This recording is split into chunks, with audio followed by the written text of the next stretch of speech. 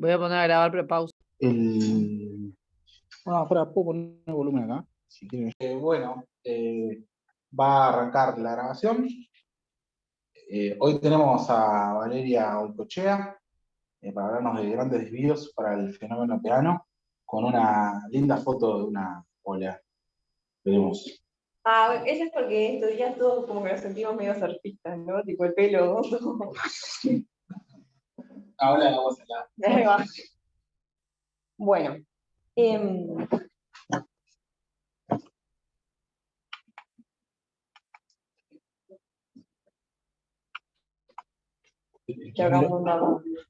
primero va a ser ahí. Ahora sí. Ahora sí. Ah, sí, está.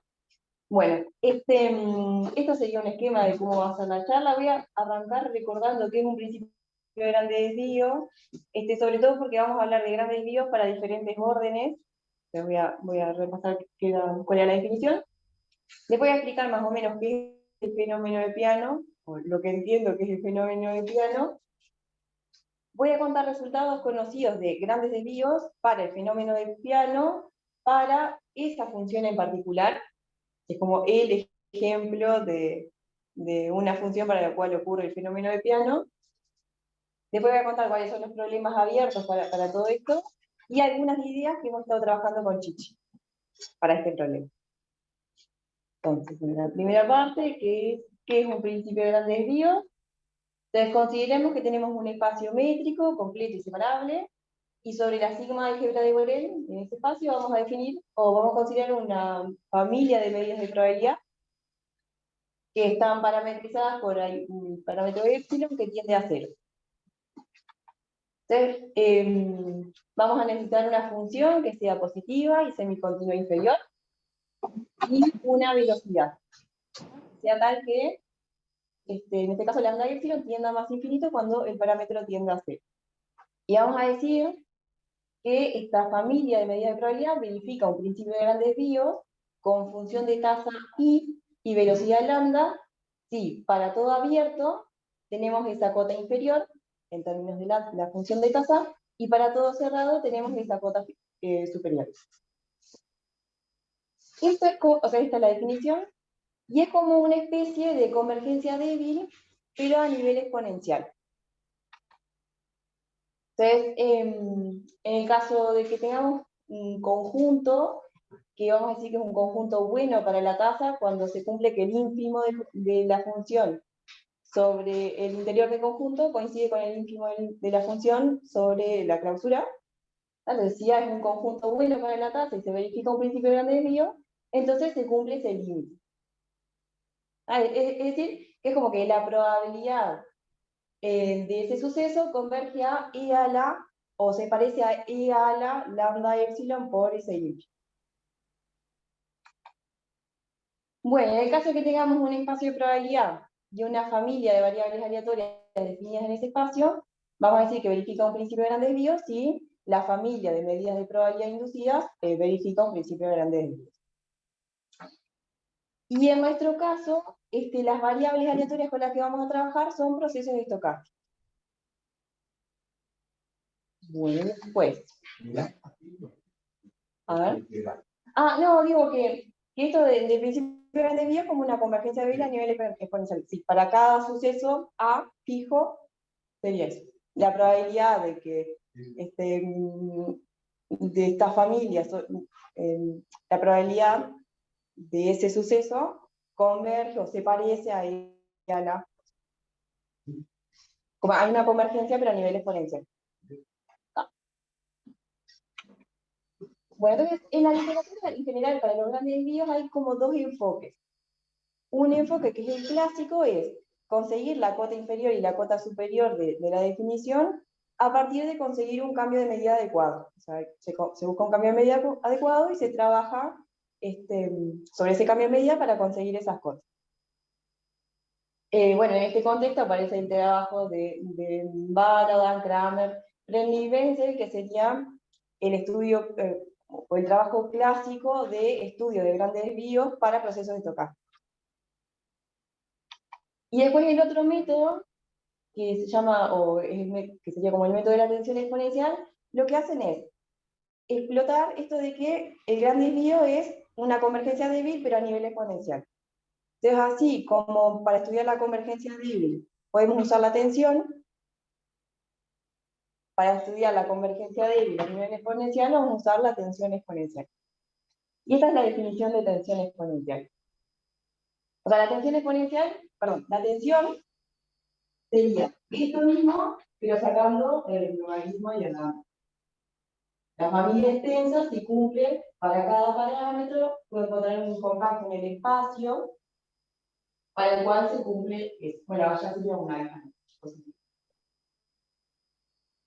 Y acá la tensión exponencial va a ser lo mismo, pero metiéndole el logaritmo y la velocidad.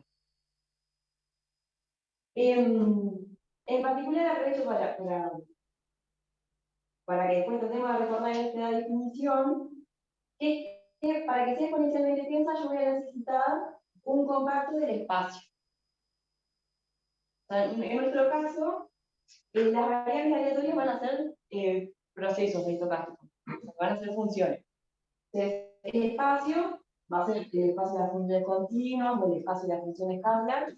Yo voy a precisar un compacto de ese espacio. ¿Ah? Entonces, como que estudiar la tensión exponencial acá es medio complicado. Bueno, pero eso sería. Hay como, son esos dos enfoques los que hay para estudiar los grandes desvíos. Bueno, ahora esto que como que no tiene nada probabilístico es qué es el fenómeno del piano.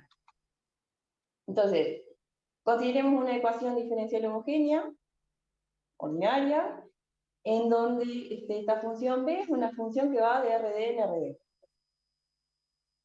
Entonces, el teorema de Peano asegura que si esa función es continua, entonces esta ecuación tiene al menos una solución. El tema es que pueden existir infinitas soluciones. Y a eso es a lo que se le llama fenómeno de Peano. Entonces, como que lo que queremos tratar de responder es cuáles de esas soluciones son importantes, o son más importantes. ¿Ah? Entonces, un principio de gran desvío podría ayudar a responder esa pregunta. Todavía acá no hay nada probabilístico, entonces no tiene mucho sentido el principio de gran desvío, pero lo que vamos a hacer es, bueno, vamos a agarrar esta ecuación diferencial ordinaria y la vamos a perturbar con un ruido gaussiano, y entonces vamos a tener una ecuación diferencial estocástica, y por un lado vamos a tener que esa ecuación diferencial estocástica tiene unicidad en ley. Por otro lado, las soluciones de esa ecuación diferencial estocástica, bueno, que es una, va a converger a las soluciones de esta ecuación. Y por otro lado, con el principio de grandes desvíos, lo que vamos a hacer es como ir afinando la convergencia para ir eligiendo las favoritas dentro de estas. Ahora explico para que un poco mejor eso. Pero acá. ¿O es una o infinita? Para la ecuación. Bueno, nuestro problema acá va a ser este. Por lo general vamos a tener lo de que sea infinita va a salir de que a partir de 0 van a ser 0 hasta cierto t, ¿sí? Y después, por ejemplo, en el caso de la recta real, hasta cierto t vale 0, entonces ya ahí ya tengo infinita, porque a partir de cuál t vale 0, ya ahí tengo infinita. Y a su vez, para un t0 van a salir 2. Y para dimensión más grande van a salir infinitas para cada t0. ¿Qué ecuación es esa, vale? Esta es la que ya vi acá. ¿Está? No, y después... Claro, lo que pasa es que si tengo dos... Bueno, no sé. Bueno, este ejemplo es este. O sea, los resultados que hemos encontrado hasta ahora con Chichi son para esta función.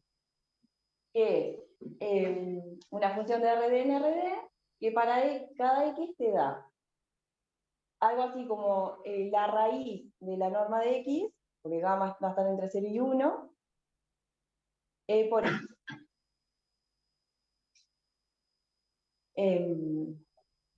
O sea, en el caso de que D sea 1, eso B de X va a ser el signo de X por X a la 1 menos gamma o X a la gamma. O X a la 3 medios. Sí, no, esto es menor que 1. El gamma es menor que 1 al aumento. En norma, no, pero si tú tomas, tomas valor absoluto, entonces te va a quedar con signo por el X. Esto va a quedar X a la 1 menos gamma por X. Entonces, quiero escribir el signo, entonces voy a dividir acá entre X a la 1 menos gamma, voy a quedar el signo. ¿Se puede hacer zoom con la cámara que no vemos lo que escribe en el pizarrón? No está bien, así que será 3 medios. A ver, la tecnología.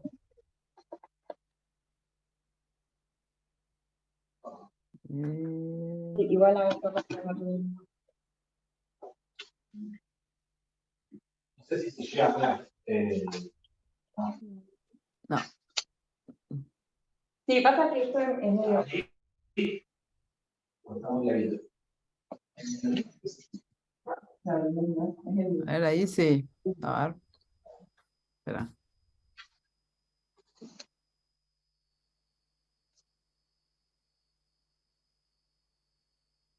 Ahí parece que se ve. Está, es lo que decía. Si en el caso de igual 1, me va a quedar X a la 1 menos gamma por X, ¿no? Entonces, ahora no, yo quiero, esto es lo mismo que X sobre X a la gamma, y quiero hacer aparecer el signo, así que voy a poner X sobre, valor absoluto de X sobre X, por X sobre X a la gamma, y esto va a quedar el signo de X. No, pero, Ahora, ¿está bien? o sea, ¿cómo es que multiplicar ahí por el modo? Para hacer el signo. Ah, al revés, vamos acá. Sí. Entonces, ¿qué se me va a quedar? Me va a quedar 2 menos gamma por el signo de X. No sé cómo debe ser positivo. Claro, Sí, ahí. claro. También. Sí. Se va a pegar esto. Bueno, Pero no puede ser mal, puede ser mal. Sí. Uno podría ser 3 medios. la cualquier ¿Cuál es el orden? ahí va. Bueno, entonces, en realidad para esta ecuación, las soluciones, las distintas soluciones se conocen explícitas, son de esta forma, en donde ST0 es el tiempo a partir del cual deja de valer 0. Entonces, corro ST0 y ya tengo infinita. Y después, lo otro que corro es el parámetro C, que es un punto de la esfera. O sea, en el caso de la recta va a ser más menos 1. Que era lo que decía. O sea, en el caso de la recta, tengo, para cada T0 voy a tener la solución que vale 0 hasta T0, y después tengo dos más. Pero vale, arriba es un X cuadrado de nuestra raíz. Si conectamos un medio, uno sobre uno menos un medio, me equivoco.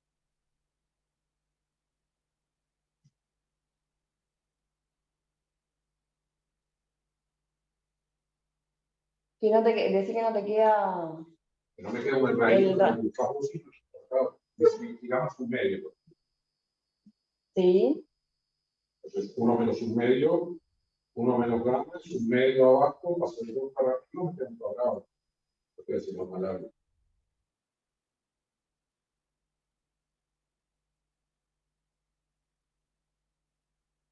Te queda un cuadrado también porque 1 menos gamma es 1 medio, que te queda 1 sobre eso te queda 2. Está, y después lo pasás para el otro lado. Está al revés. O no. No, está ahí, o sea, ¿viste? No, está, es este cuadrado. Ese caché que te queda al revés. Te escribí mal la solución, capaz. Probablemente sea como que dibujar. Él pregunta, ¿no? El ejemplo típico es x punto raíz de x, ¿no? Si entiendo bien, para que no te quede Lipschitz. ¿Es el que están hablando? Sí. Sí. No, pero me parece algo raro. Sí, me parece algo raro con cómo quedó el Bx así. Como que parece que es Lipschitz ahora la función. Entonces, pero capaz que me estoy perdiendo a no ver. No, capaz que escribí mal la solución. Sí, por Esta. eso Es a la opción. A la 1. Sí. Por el dibujo sería un menos más bien. Sí, claro. Sí, está bien. Sí, está bien. Bueno, la cosa es que hay infinitas soluciones. Entonces eso. Por ejemplo, para este problema quiero determinar cuáles de esas infinitas soluciones son más importantes. ¿Tá? Pero lo que vamos a hacer es, vamos a perturbar esa ecuación y en este caso lo que voy a contar es para esa función. Para esa B.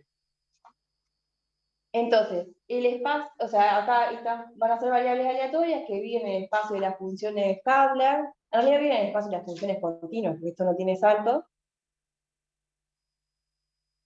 Y por otro lado hay un resultado de Pedrizi y Flandoli que dice que esta familia de procesos tiene unicidad en ley.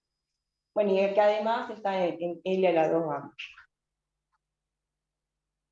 Entonces, por un lado tengo unicidad en ley, por otro lado voy a estudiar la convergencia de esta familia de procesos que obviamente va a converger a la solución de la ecuación ordinaria. Pero como que mediante los grandes desvíos lo que vamos a hacer es como ir afinando esa convergencia. O sea, sé que hay convergencia a la ecuación ordinaria, pero ya sé que tiene infinitas soluciones, entonces vamos a tratar de ir afinando para ir eligiendo o ir caracterizando la solución dentro de esas infinitas soluciones. Por unos comentarios, Sí. es bastante impresionante que las ecuaciones diferenciales prácticas tengan solución única, o sea, en el caso de la matemática. Sí. Y los primeros que estudiaron esto, unos artículos que estaban olvidados, como Baldi y como que se usando tiempo de parada, tienen aquello que usan tiempo de parada, la existencia de dos soluciones de tres parales. Una cosa espectacular. Y ese artículo quedó ahí porque además todo eso escriben en francés. Si no hay lo que hacían teoría general del proceso. Pero 10 años después, en 2001, Lo rescató Hernán con gente de lo rescataron y ahí empezó a ver. Es un artículo impresionante. Ahí va. Sí, bueno, el de Baldi yo no entendí nada con esta frase. Bueno, entonces, bueno, claramente esta función no entra en el contexto de Freinet-Wenzel. Para Freinet-Wenzel la función B tiene que ser Lipschitz y cumplir otras propiedades. Entonces, acá no podemos estudiar los grandes desvíos utilizando la teoría de Freinet-Wenzel. Pero fuerte. Solución fuerte. Sí. Sí.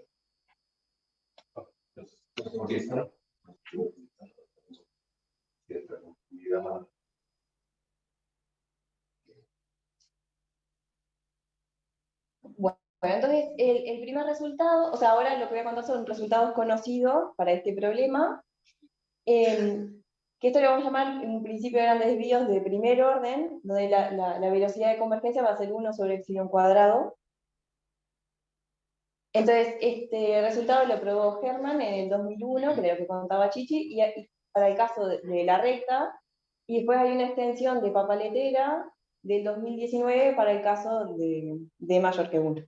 Papaletera en la tesis de Sí. Entonces, bueno, ellos probaron que esta familia de procesos verifica un principio de gran desvío con velocidad de 1 sobre epsilon cuadrado y función de tasa esa, que para los que conocen Freundlich-Wenzel no asombra, porque justo esa es la tasa de Freundlich-Wenzel. De hecho, en la demostración, en algún momento, lo que hacen es aproximar esa función B por funciones Lipschitz y toda la cosa. ¿En este caso cero? A sub cero son funciones absolutamente continuas que el cero vale en cero. Porque acá para que las cosas tengan sentido, porque te acerques a algo de eso, tenés que haber arrancado en cero. Acá ve cualquier cosa, ¿con qué condiciones? No, B es la que, para los resultados de ellos, la B es la que quería antes. Para los Freundlich-Wenzel es cualquier cosa. Lipschitz y alguna cosa más. Y el gamma no aparece. El gamma no aparece. El gamma para el primer orden no aparece. Y ahora después cuando le cuento otra cosa, van a ver que tiene sentido que no aparezca. O sea, aparece en la B, digamos, ¿no? Sí. Bueno, entonces, entonces digo, si A es un conjunto bueno para esta tasa, entonces tenemos esa convergencia. O sea, en particular nos interesa esa convergencia porque a partir de esto yo sé que si A es un conjunto para el cual el íntimo acá vale 0, entonces yo ya sé que este proceso converge libremente a alguna trayectoria que está en ese conjunto. ¿No? Si esto vale 0, entonces esto va a tener que ser 1. Y ellos sacan una continua. En el espacio, sí, en el espacio la generación. La norma infinito. Sí, igual yo en realidad lo pensé siempre en el espacio. No, pero igual acá yo no pensé nada porque esto no es mío. ¿Por tanto trabajo en cuadrado? Sí. Sí, acá, y X acá también es caudal, porque en realidad lo que usan es Freundlich-Wenzel. Bueno, entonces, a partir de ese principio de gran desvío, podemos conseguir un límite fluido de primer orden, ¿no?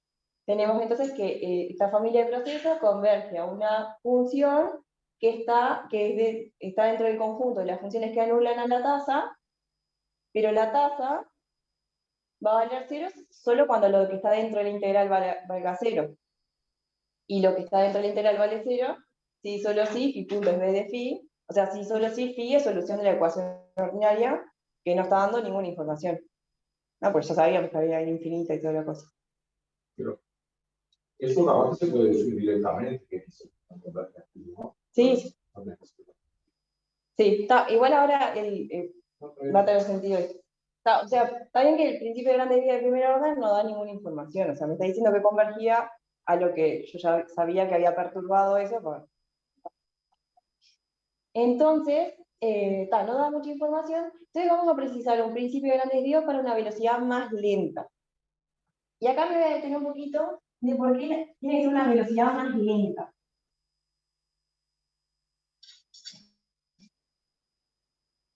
Voy a llamarle b de epsilon al 1 sobre el alto.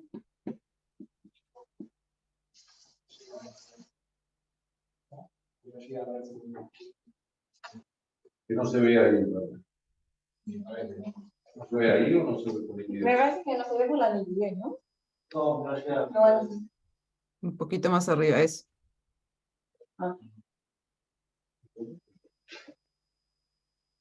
Te voy a llamar velocidad al 1 sobre el alto. O sea, este es el que está teniendo infinito. Voy a pensar que este tiende a 0 más lento, que sería que este tiende a más infinito más lento. ¿Vale? ¿Eso? Entonces, la tasa de primer orden en realidad, como es una función semicontinua inferior y porque se cumple el principio de gran desvío, la puedo escribir como el límite, cuando delta tiende a 0, de el límite inferior, cuando epsilon tiende a 0, de la velocidad del logaritmo de la probabilidad de que el epsilon pertenezca a la bola de centro phi y radio b. Que a su vez esto va a ser igual al límite superior de esto mismo, pero o sea, este es el abierto, de la definición. Se ve que pertenece. Por eso es una línea así. A no escribir ningún pertenece. El centro pertenece. Ah, acá. Hace una línea y pues, ¿Acá? Quedó ahí Nico como expositor, entonces no podemos agrandar el pizarrón, porque si no uno agranda, no sé, Nico, ¿qué hiciste?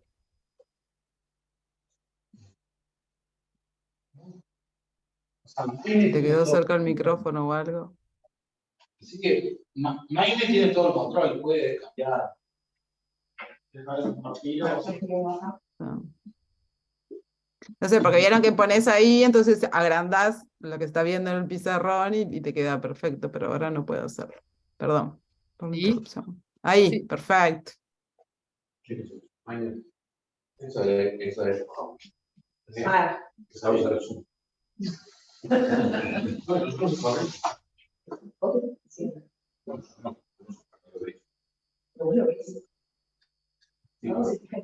¿Ah?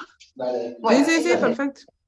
en realidad la tasa la puedo escribir como el límite. Cuando delta tiende a 0, o sea, el límite del principio grande de desvío para este objeto. Y esto va a ser igual al límite superior de esto mismo para el cerrado sería la clausura. Eso es lo mismo. Entonces, supongamos que tengo una trayectoria y para la tasa del primer orden, que en realidad no está aportando nada, es mayor que 0, o sea, no es solución de la ecuación, y es menor que más infinito. ¿Ah? Entonces, si yo tengo una velocidad, tuviera un principio de gran desvío para una velocidad más lenta, es decir, si tuviera, o sea, por ahora, si existiera este límite, perdón, este era para el primer orden, este es el segundo grado.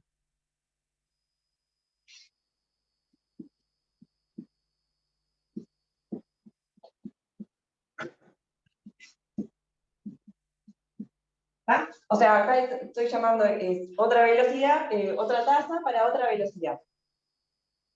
¿Ah? Entonces, si esta es finita, para esta otra velocidad, yo puedo acá poner epsilon cuadrado, y acá puedo poner dividir entre epsilon cuadrado. Entonces, esto va a converger a la tasa del primer orden, que es finita, y esto va a tender a más infinito. Porque esta tiende a 0 más lento que epsilon. Entonces, para la phi, que para el primer orden, para el principio grande de desvío de primer orden, la tasa es mayor que 0, sobre todo es importante que sea mayor que 0, entonces automáticamente para una velocidad más lenta, esto va a ser más infinito. Entonces, como que un principio de gran desvío para una velocidad más lenta se va a enfocar en las trayectorias para las cuales esto vale 0.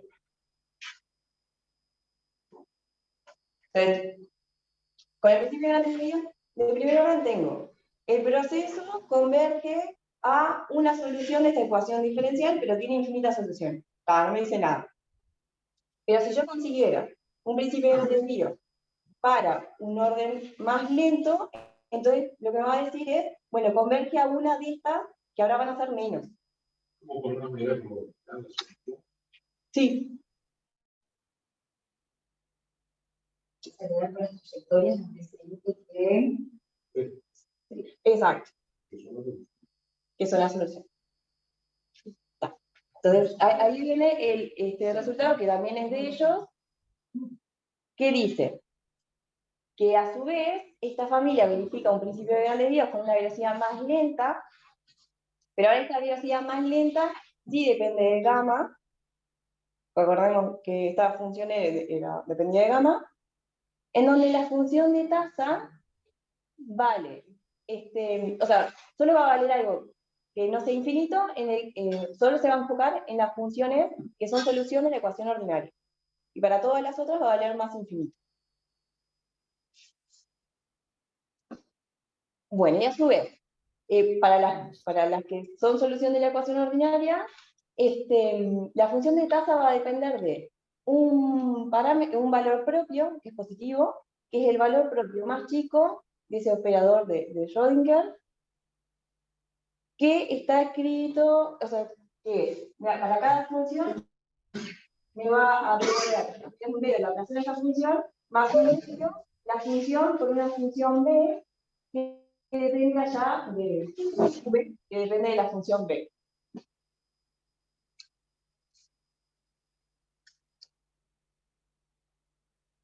Entonces, ahora, digo, bueno, entonces ahora a partir de eso puedo decir, bueno, el proceso, esta familia de procesos converge débilmente a las soluciones que anulan la tasa de este segundo orden.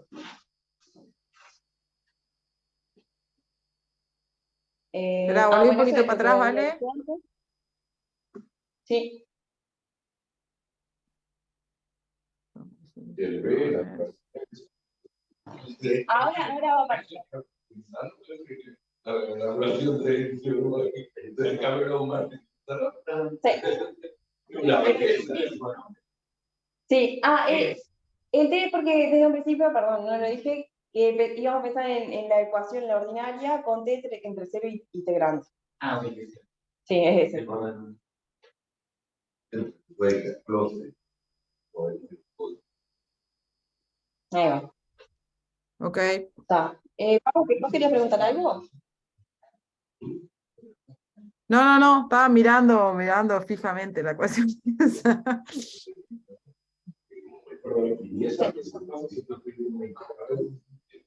Esta tasa, yo creo que no se va a poder escribir como una integral, después te explico por qué. O sea, medio ahora enseguida te explico por qué. ¿Está? Perdón, y el valor final, es el valor final de la solución. El phi de algo número K sobre uno menos Sí, gamma. sí. Sí, porque para cada phi que es solución de la ordinaria. Sí. Está. Entonces, digo, bueno, entonces podemos deducir que el proceso converge a una de las soluciones que anula la tasa, que ahora van a ser menos. Entonces, volví a escribir mal la solución porque la copié de antes. Pero la función de tasa ahora, en estas soluciones, va a quedar lambda 1 por T0. O sea, cuando escribo I2 de phi de T y no sé qué, va a quedar lambda 1 por T0. Así que las únicas soluciones que anulan la tasa de segundo orden son las que arrancan instantáneamente del 0. Que son las que se llaman soluciones extremales. Entonces, para empezar, las favoritas dentro de esas infinitas soluciones son las que arrancan instantáneamente en 0. O sea, si pensamos en el caso de la recta, las favoritas van a ser estas dos.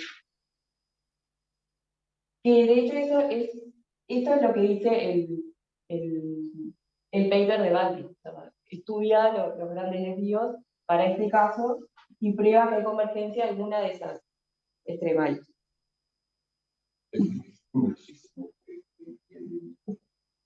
Probabilidad a las extremales. Y no hay ninguna entropía, nada. No hay ningún argumento.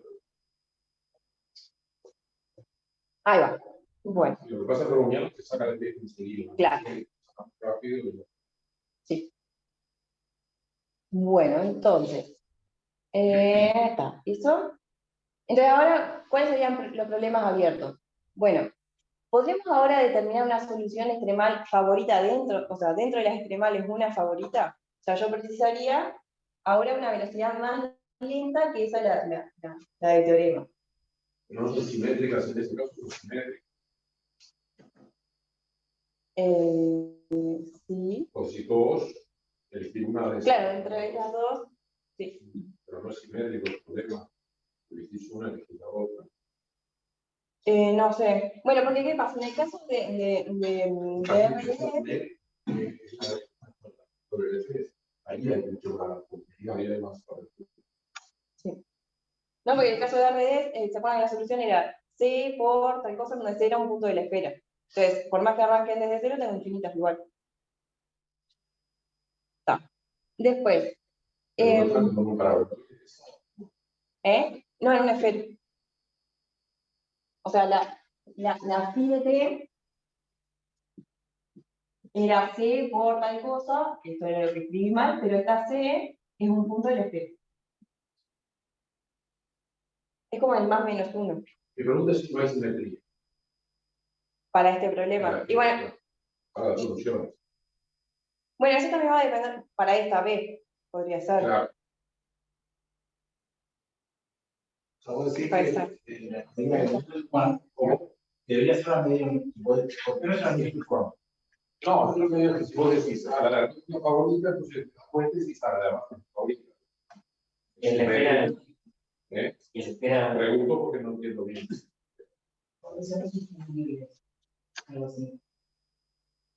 O sea, no sé responder a tu pregunta porque todavía no sé estudiar un principio de gran desvío para una velocidad más lenta. Pero mi idea es, si hubiera un principio de gran desvío para una velocidad más lenta, entonces me va a permitir identificar entre esas.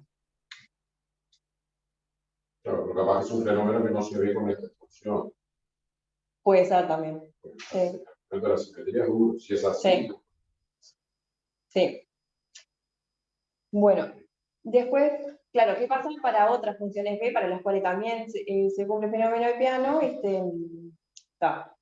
Que nosotros hasta ahora lo único que encontramos fue resultados para ese ejemplo que les mostré, o sea, para esa B en particular. Pero tenemos entendido que hay otras funciones B, que eso tenemos que juntarnos con Rafael Potri, que nos va a contar de otras funciones para las cuales también ocurre el fenómeno de Peano y también son interesantes. ¿Ah? Pero bueno, entonces, mientras no sabemos qué B son, dijimos, bueno, vamos a agarrar una B genérica. Entonces, bueno, ahora es donde entraba en territorio medio verde, está todo medio verde.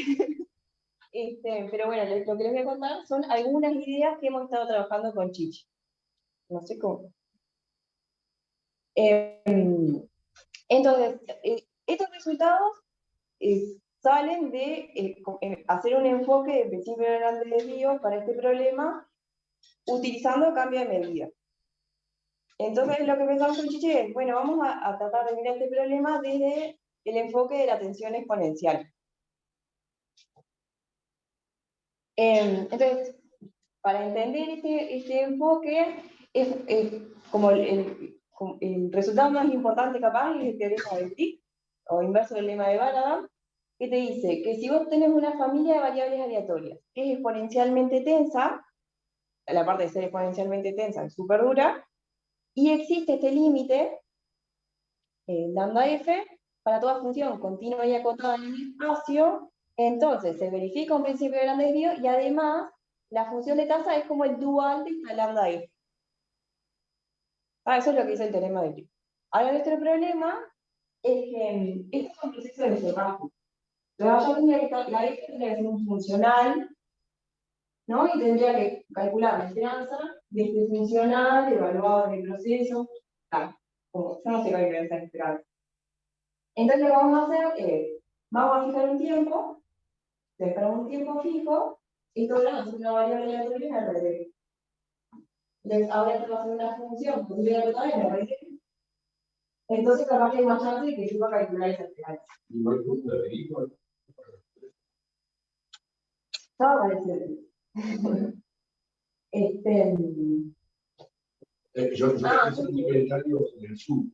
Ese teorema de Crick lo conocía de Abraham Costa, sí, porque Abraham Costa, él demostraba, pero claro, suma la aleatoria independiente de espacio urbano. Y él trabajaba con la tensión exponencial hace muchísimos años. El artículo más citado de los años 90 están de Lukansky o como. No, él es uno de los pioneros. En realidad, él es pionero con gente como Steiner, Benson. Lo que pasa es que en la escuela norteamericana se da algún forma. No, bueno, pero Benson ahora sí, ahora sí. En esa época era.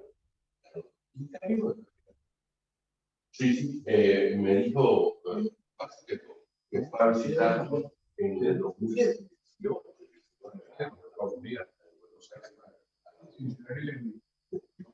Pero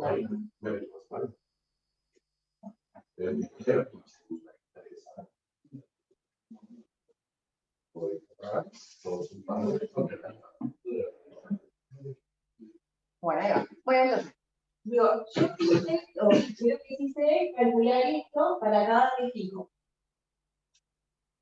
Es decir, para cada t fijo podría probar que la familia de variables aleatorias para ese t fijo, verifico un principio grande de desvío, no sé qué, en donde voy a tener una tasa para un t fijo. Entonces, una vez que tenga para un t fijo, podría extenderlo para las distribuciones finito-dimensionales. O sea, considero vectores para varios t y va a tener un principio grande de desvío para esa distribución. Y ahí, juntando eso con la tensión exponencial, podemos extenderlo a todo el proceso. O sea, esa es como la idea de este enfoque. Entonces, voy a contar primero, bueno, acá volví a plantear, porque en realidad para nosotros ahora la B va a ser una función continua. Y tal, lo que había dicho, voy a llamar B a 1 sobre el lambda. Y lo que vamos a considerar es estos semigrupos, que en realidad no es otra cosa que volví al teorema de Brick, y lo que hice fue, o sea, voy a querer calcular el límite de eso para cada t fijo. Bueno, acá en el teorema de Brick lo que voy a hacer es cambiar el epsilon por la velocidad. Y acá también por la velocidad. Para la velocidad, y eso es el epsilon de C. Entonces, estos semigrupos, que le llamo semigrupo de Fleming, porque el que tuvo la idea de hacer esto fue Fleming, verifican que la derivada de estos semigrupos me queda un operador H evaluado en F, y este operador H queda de esta forma. O sea, es la velocidad por una función por el generador lineal del proceso evaluado en otra función.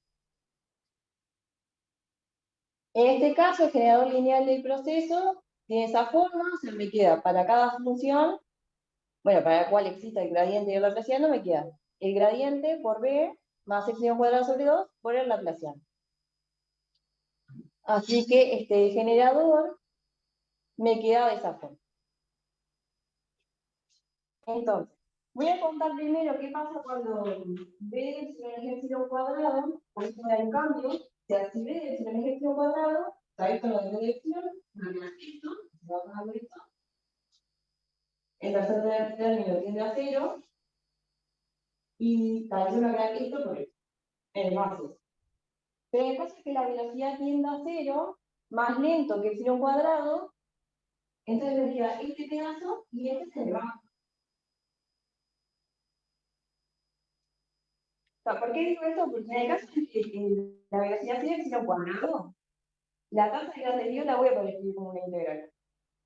Cuando b de epsilon no sea epsilon cuadrado, creo que no la voy a poder escribir como una integral, y ahora sería explico por qué. Y ahora,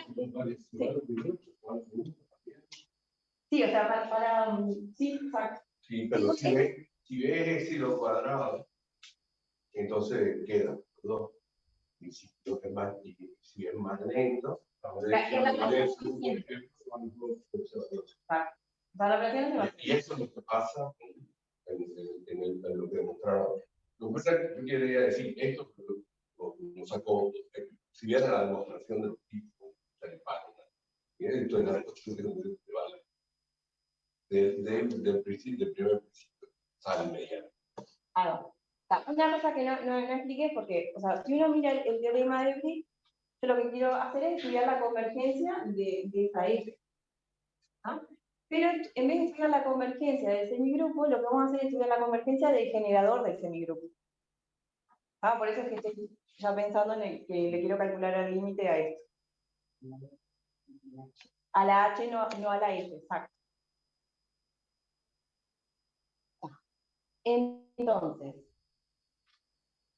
Entonces, bueno, vamos a seguir la estrategia para estudiar el principio de grandes desvíos de Stein-Cook, que consiste en eso, en estudiar la convergencia del generador, después probar que ese generador genera un semigrupo, o sea, el operador límite genera un semigrupo, y después construir la tasa en términos de ese semigrupo generado.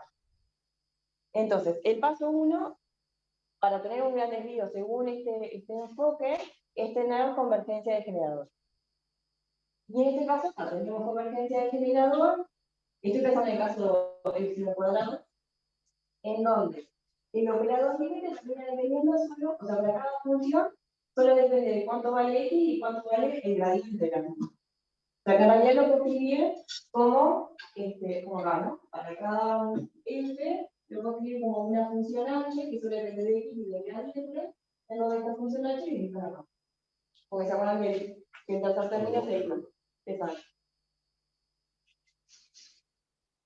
Bueno, pues el siguiente paso es probar que se verifica una condición que es más débil que la tensión exponencial, que es la tensión compacta exponencial. Entonces, la definición es muy parecida a la que mostré hoy, pero en vez de buscar compactos en el espacio de las funciones, voy a buscar un compacto en RD. O sea, eso ya simplifica un bastante, para que la probabilidad de que exista un T para el cual la variable no va a parar ese compacto sea menor o igual que no sé. Ahora, eso simplifica bastante el tema del estudio de la tensión. Bueno, en este caso, o sea, estamos seguros de que se verifica la tensión compacta exponencial para esta función en particular. Todavía no sabemos qué condiciones tenemos que pedirle a una B continua para que se verifique. ¿Y eso lo hicieron ustedes o para usar? Esto decimos, ¿Lo hicieron? Sí. Lo hizo mal. ¿Saben? Fue cool que no,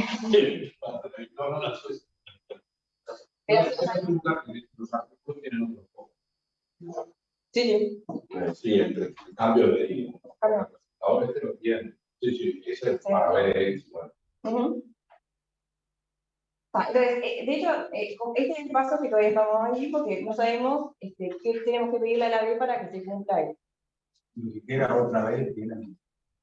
Sí, hay otras veces que conseguimos la semana pasada, que son, en lugar de la C, tienen una función sobre el efecto y entonces rompen esa constante y entonces ahí conseguimos la semana pasada. Claro. Está muy reciente. La salida. Bueno, el paso 3 es probar que el operador límite del generador genera un semigrupo, y eso lo precisamos porque la tasa va a quedar escrita en términos de ese semigrupo generado. Es como que estoy haciendo un camino largo, o sea, en vez de estudiar directo la convergencia de esto, o sea, si lo supiera hacer, lo hacía directo, pero en vez de hacer eso, estudié la convergencia de los generadores de esto, y después tengo que probar que ese de verdad genera un semigrupo. Existe una F tal que su derivada sea HD. Entonces, para probar esto, tenemos que... No. En algún momento para probar esto necesitamos probar que esta ecuación de Hamilton-Jacobi, o sea, para la H que había escrito antes, para cada H y para cada parámetro beta positivo, esta ecuación tiene una única solución viscosa. Entonces, o sea, esto es, porque en realidad, para poder probar que H genera un semigrupo, necesitaría que sea una cosa que se llama disipativo. Que no lo es, entonces necesito poder... Sí, es. Necesito extender un operador que sí sea disipativo, y para extender este operador necesito que se verifique una condición de rango, y para que se verifique esa condición de rango necesito que esto tenga una única solución viscosa. Pero vale, lo sigamos un poco menos. En el curso está el primero que dice las tres condiciones, y hay otro que tiene cosas más. Que se cumple el principio de Marx. Bueno, pero no menciona soluciones viscosas. No, yo porque no sé eso. Es lo mismo. Sí. No es lo mismo, pero si no tenés unicidad. Pasa que no va a haber solución. Porque el problema, o sea, que este problema se termina transformando, o sea, yo necesito extender este operador para que tenga, ¿cuál? Para que la imagen de este operador me cubra todas las funciones continuas. Sí. Que en realidad es este operador. Y necesito que la imagen de esto me cubra todas las funciones continuas. ¿Ah? El tema, o sea, eso, necesito vaya con F tal que esto, valor de F es igual a una. Una F continua igual a una F continua, aplicas el operador. Sí, ajá. Digo, cuando la cifra la difusión es una cosa. Claro. No en el exponencial. Claro. Entonces, ¿qué pasa? Sí. Supongamos que la H es una función que es continua, pero no es C1.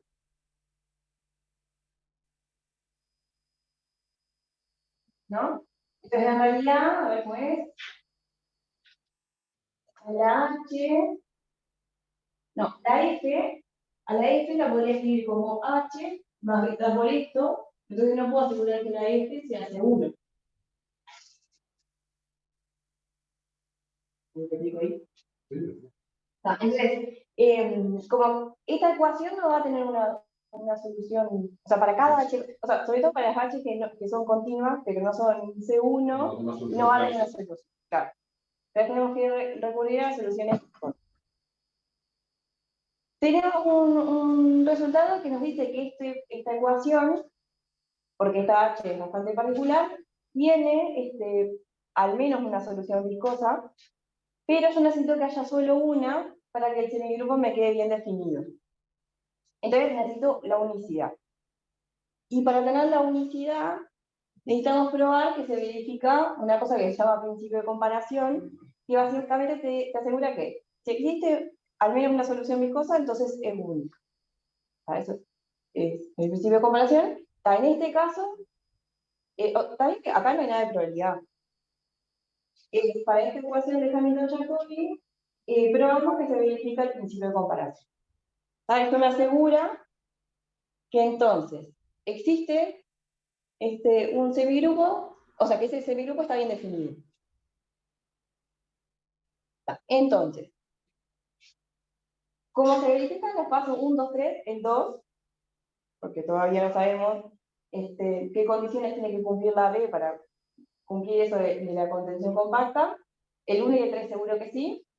Entonces tenemos que se cumple un principio grande de desvíos para el primer orden, en donde la función de tasa, porque esto acá no va, es un supremo sobre tiempo, porque acá no va a continuidad, de esa función, en donde esta función sería como el dual de Gregory, es el dual de la FP.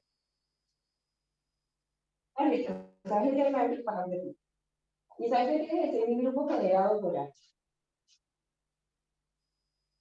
El problema es que tenemos una versión linda de la tasa. Entonces, una versión linda de la tasa la vamos a conseguir así. O sea, como la función h de x alfa tiene una versión variacional, esta f va a tener una versión variacional. Eso nos va a permitir, por un lado, puedo escribir esta en una forma variacional, como la conjugada de alfa. Y a su vez tengo que esta en la conjugada de esta. Entonces, voy a poder reducir que esta en la conjugada de otra cosa. Y a partir de eso vamos a poder escribir la tasa. O sea, esto es, salvo el paso 2, que está en débil todavía, esto es cierto, vamos a poder escribir a la tasa como una integral.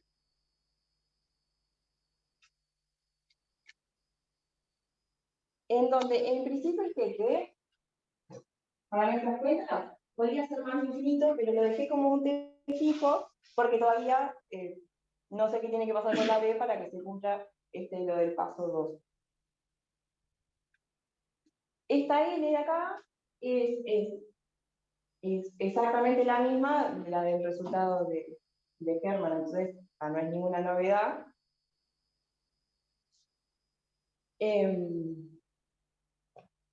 Pero hasta ahora, salvo lo del paso 2, en ningún momento usamos género B. Primero orden para una vez genérica. Primer orden para una vez genérica. Claro, este es el principio grande de bio que no aporta nada en realidad. Bueno, pero, digamos, lo que lo digo al pasar, pero en realidad está demostrando realmente con Fenecur. Sí, para todo, bueno, esa fue la pregunta de Alan Wall, su texto, pero con Fenecur, ¿cómo hacemos para la con Fenecur? En el caso que a veces analice, Claro. En particular para el ejemplo que ya está estudiando en este momento, que ve no Lipschitz, pero que otra vez no Lipschitz verifica lo mismo para el primer orden, ya eso que la tesis terminamos.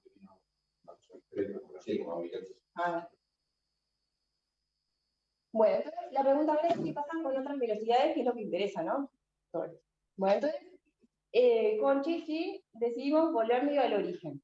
Entonces, dijimos, bueno, para la solución de esta ecuación diferencial ordinaria, el semigrupo lineal le llamamos P, y es, bueno, este es el semigrupo lineal de ese proceso.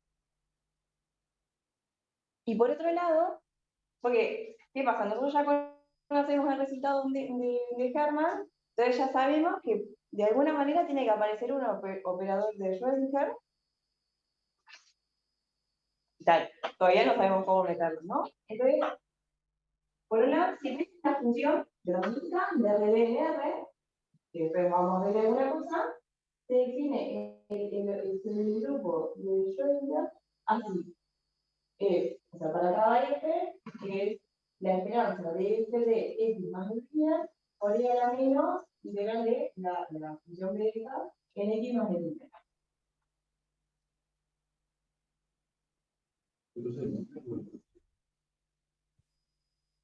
Por ahora es el Wiener. Ahí está. Por otro lado, este semigrupo se puede escribir como un E a la menos TH por F, donde H es ese operador.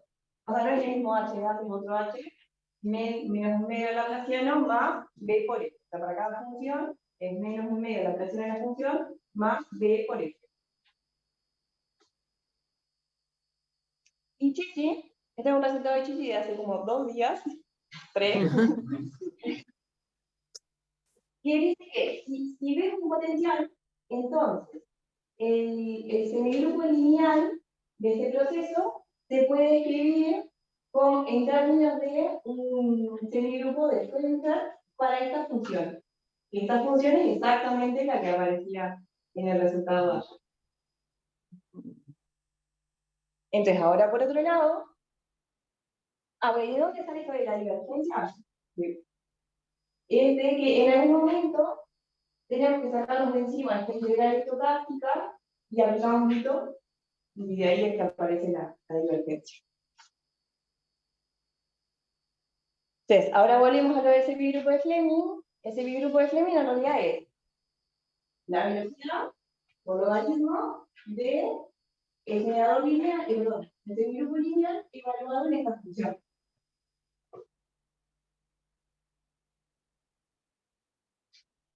Entonces, ahora con el resultado de Chichi, el semigrupo de Fleming nos queda esto en términos de el semigrupo de Fleming. Entonces, acá, en vez de estudiar la convergencia en términos de este semigrupo, podemos estudiarlo en términos de este semigrupo o del operador de este semigrupo.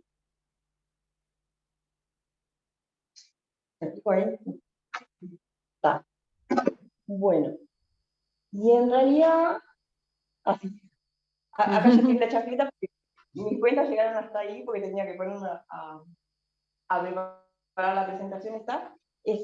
Pero la idea que tenemos con Chichi es esto, de tratar de lo mismo que hicimos para el primer orden, que no nos funciona lo de la convergencia del generador de este semigrupo, tratar de estudiar los términos del generador X. ¿No? Sí, antes lo pasamos a la H. Al H que lo dejamos. Sí, el semigrupo tiene un generador. Eso es lineal, directo. ¿Eh?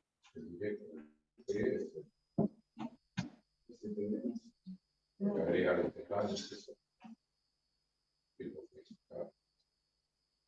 Era el de Wiener, el eje de X más, que era menos. Así el directo no es un generador diferencial, no es un semigrupo diferencial de cosas.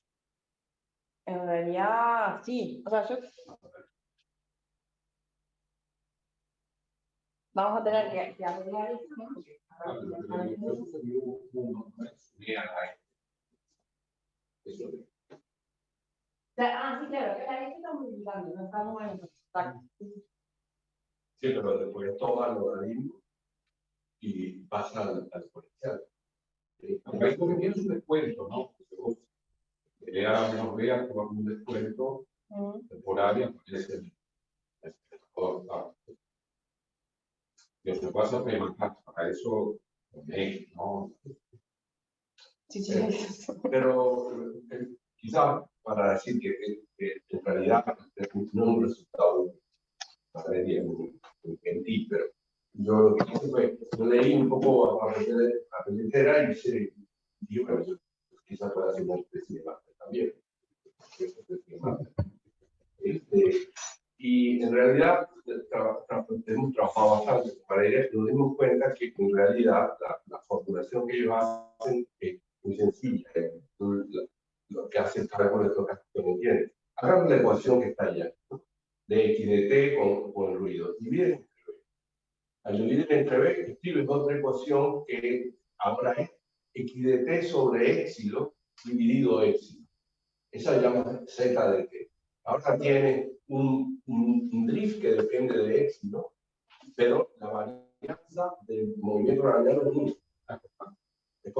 Explica bien el Cameron de Sano. Una vez que aplican el Sano, ellos usan la homogeneidad de sus funciones, pero uno no tiene la homogeneidad. La B de X por X. Es una homogénea, como parece en la no, y la diferencia también es homogénea, entonces uno va a utilizar para hacer las cosas, pero no tiene que hacer eso. Deja de Sano, escribe, y luego le queda, al escribir esa cada integral de B, de B, X más WS de WS. Entonces, lo que hay que quitarse de encima es esa integral exponencial, la vertical exponencial. ¿Cómo se la quita? Con la fórmula de esto. Pasa la fórmula de esto, y entonces te quedan la suma del todo potencial cuadrático y la divergencia. Con uno tiene diferencia y orden de homogeneidad en el caso que lo considera, pero uno no tiene por qué suponer que es homogéneo. Uno puede suponer sí que hay una variación regular infinita, alguna cosa para poder sacar. Y ahí está. Lo que queremos es demostrar que la primera cosa es mostrar el papel de cera, pero para ver más generales. Son doctorado. Pero aquí estábamos y queríamos contarlo. A mí Valeria me enseñaba mucho con Felipe y yo le enseñaba un poquito de Fernando. Y bueno, ya estamos esperando a la directora que tanto que arrancamos esta semana. Que arrancamos esta semana con ella, que tanto trabajando. Pero bueno, pero era Okay, eso. O sea, esa parte les había avisado que estaba re verde.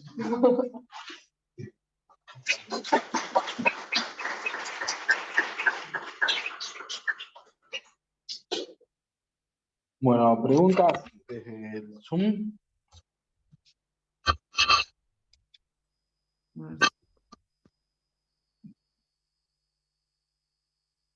No, yo la voy a correr de atrás ahora.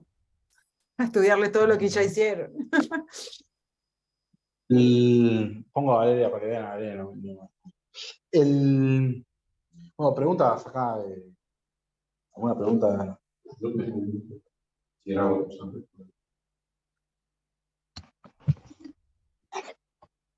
Lo bueno es que esto está creciendo.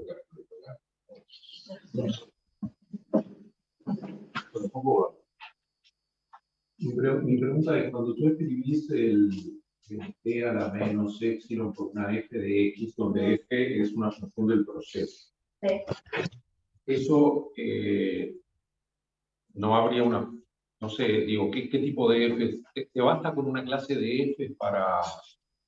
Bueno, eso podría ser, pero en realidad, Bueno, porque a mí me acuerdo de las integrales esas de los unos, la Feynman. Si fuera una integral del proceso, no, se va a repetir. claro. En realidad acá, porque se puede decir. Claro, yo digo trabajar en el pregunto, digo, es una, no sé si lo sabría algo. Se puede trabajar en el espacio franco sin pasar las coordenadas. Ah, Es calcular la esperanza de E a la E, a la U funcional, ahí va. ahí con una medida de Wiener. No sé. Cuando yo dije esto, en realidad me equivoqué, porque no se puede. Claro. Claro, ¿Cómo fue, porque- Cacha? En lugar de fijar el T. Sí, Claro. Ahí, esa F está definida en funciones continuas. Ujú. Entonces la pregunta, si hay una clase suficientemente grande de funciones donde uno puede hacer ese cálculo para no tener que pasar a las coordenadas. Claro.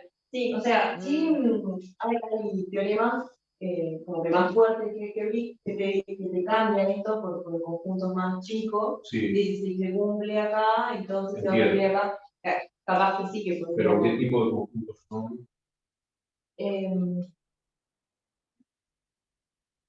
No, son conjuntos abstractos. Sí. Bueno, a mí me parece que que usar un cambio, que al final usar un cambio de medida para poder calcular cuál movimiento para un proceso. Y hay una silla, hay física. No, mi pregunta es una curiosidad, digamos. Yo creo que a mí lo que está sugerido es está bueno y totalmente razonable. Pero uno dice, si quiere una teoría, claro. quiera, calcular esto sería más elegante. Estoy diciendo que la quizá en el curso hace él trabaja eso en función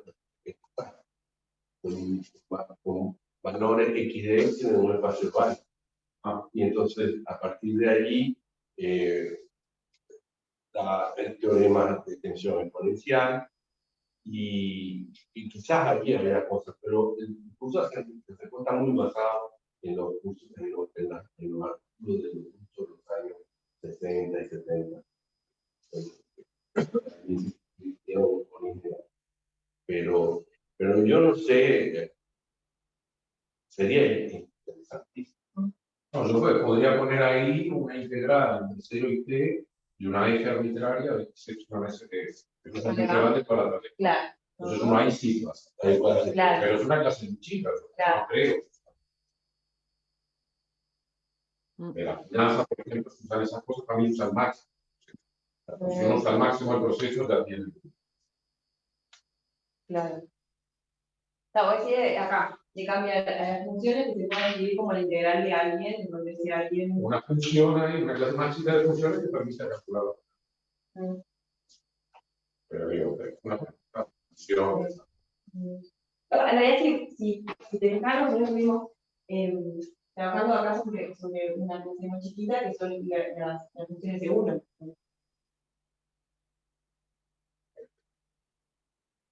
Entonces, capaz que no es tan fácil trabajar con funciones de cuadro como una integral. Porque ahí quizá no se puede aplicar, se podría quedarse en uno con el W. Sí, está un factor, pero aún sin pasar. Aún sin pasar. Sí, ahí hay una causa de cambiabilidad. Con toda la potencia de cambiabilidad. Ahí no sé cómo efectivo. Pero para mí también. Me parece ya difícil. La parte de fijo, a mí me da miedo. Otra cosa que teníamos duda con Chichi, pero era si estaba bien esto de cambiarle la velocidad acá, porque el teorema con esto, pero está bien porque, ¿no? Porque yo acá he cambiado por B de epsilon y acá dirección.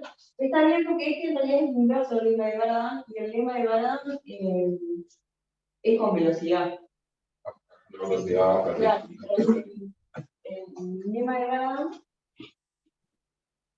hay un H por ahí, ¿no?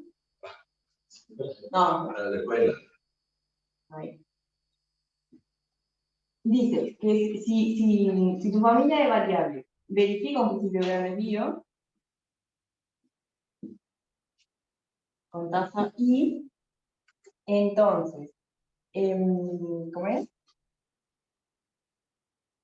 Justamente, existe el límite cuando epsilon tiende a 0 de b de epsilon, logaritmo, la esperanza de e a la menos e de epsilon por f de variable, y esto es el supremo sobre los x de f de x menos la tasa. O sea, me dice al revés. Si sabes quién es la tasa, entonces el lambda f es el dual de la tasa. ¿No? Y este es al revés. Me dice, si sabes este, entonces este es el dual de este. Y este es para crear. Sí. Una pregunta tonta solo por similitud de nombre. Si vos tenés tensión exponencial, ¿tenés algún principio de grandes desvíos en tus sucesiones o algo así? ¿O? Sí, claro, sí. ¿Cómo es? Si tenés tensión exponencial, entonces, si tenés, ¿cómo es? Lo de la tensión exponencial lo usamos para esto. En vez de... Que mi pregunta es, si tenés estas sucesiones en donde tenés el principio de grandes desvíos, si podés mostrar el principio por algún tipo de unicidad de la tasa o algo así. Sí, O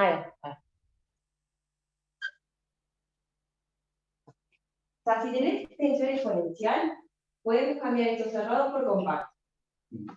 Entonces, ¿cómo es? Si tengo tensión exponencial, entonces tengo, para un compacto, tengo un principio de gran desvío para una subsucesión. O sea, tenés Es un como principio que de cambiando el sacado por compacto. Sí. Y entonces podés mostrar, si podés mostrar que la única tasa admisible en cualquier sucesión es la buena, Entonces ya tiene. tenés un principio de Sí, de hecho, sí. todo el... Es para eso lo que está la tensión exponencial. Ah, ok. Es la paralela del propósito. Uno demuestra extensión y después infinito dimensional. Aquí algo más o menos. Eso. O sea, que tenés más o menos fácil en este contexto un principio de... Después podría tenerlo, no sé.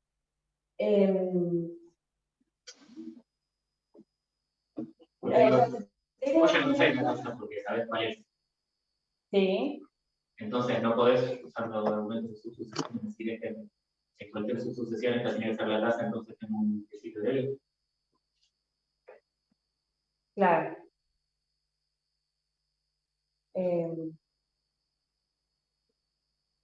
Podría ser. No, lo que pasa es que nuestro problema es si yo pudiera probar la tensión exponencial, de una, va. El problema es que probar la tensión exponencial. Como No. estás usando algo parecido a Wittgenstein que tenías. Claro, lo que pruebo es la tensión compacta exponencial que me sirve para cada t fija. Claro, sí. Ahí es donde se parece a como uno trabaja en conversaciones. Claro, sí, porque yo entendía que ese también era más fácil. Claro, el problema es la tensión exponencial. Sí. No sé, pero todavía estaba en el seminario, iba Ah. y le contaba capacitación a Cranco, decía, pero mira, cuando lo estaba haciendo en los años 90. Ahí va. Y yo creo que Ima lo miraba y no sé si yo no entendía nada, bueno, entendía un poco, y Ima lo miraba. De Welsin es como que decís, esto es lo mismo, pero no entendía nada. Porque. Es el mismo formalismo y el tipo logró Claro. una teoría. Sí. Bueno, comencemos a darle de nuevo.